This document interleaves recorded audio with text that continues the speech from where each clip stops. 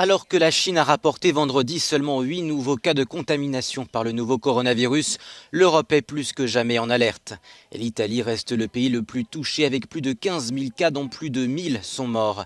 Des villes comme Rome et Milan, très animées en temps normal, sont aujourd'hui des villes fantômes en raison des mesures de restriction imposées par le gouvernement italien pour tenter de contenir l'épidémie.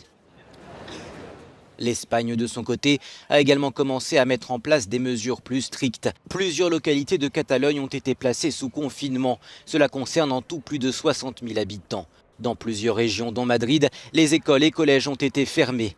Le Premier ministre espagnol Pedro Sánchez promet de débloquer des fonds supplémentaires.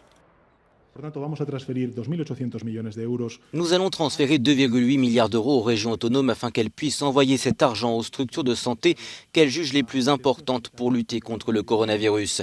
C'est un montant qui permettra aux régions de renforcer leurs ressources car certaines sont en situation de tension face à la propagation du virus. Crèches, écoles, collèges et universités également fermées en France. Emmanuel Macron l'a annoncé lors de son allocution télévisée. Le président français a également décidé de maintenir les élections municipales de dimanche et de mettre en place des mesures de soutien de l'économie avec la prise en charge par l'État du chômage partiel et le report des cotisations payées par les entreprises en mars. Cette épidémie qui affecte tous les continents et frappe tous les pays européens est la plus grave crise sanitaire qu'ait connue la France depuis un siècle.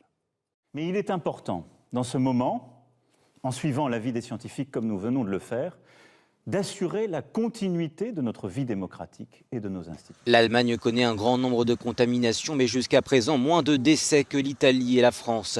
Mais la chancelière allemande Angela Merkel a prévenu néanmoins que 60 à 70% de la population pourrait un jour contracter le virus. Les établissements scolaires sont fermés ou vont fermer dans de nombreux pays, en Irlande, Grèce, Slovénie, Slovaquie, République tchèque, Ukraine, Lituanie ou encore en Pologne qui a enregistré son premier décès jeudi. Certains vont encore plus loin. La République tchèque a décidé de fermer ses frontières aux voyageurs des zones à risque, dont l'Allemagne et la France. La Pologne a imposé des contrôles sanitaires à certains postes frontières, tandis que la Slovaquie interdit l'entrée à tous les étrangers à partir de ce vendredi, sauf aux Polonais.